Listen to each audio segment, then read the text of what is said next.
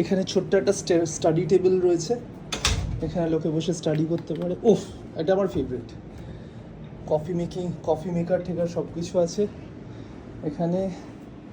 ছোট্ট একটা বসার জায়গা রয়েছে, এখানেও একটা বসার জায়গা রয়েছে, বড় একটা আয়না।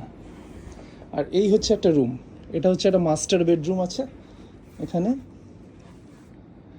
ওটা হচ্ছে ওয়াশরুম প্লাস। এবার হচ্ছে আমরা ওপরে যাব, ওপরে যাচ্ছি এবার আমরা।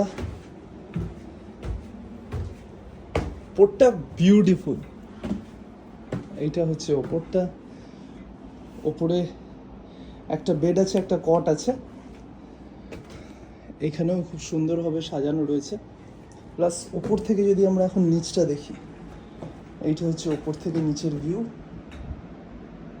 Amazing amazing.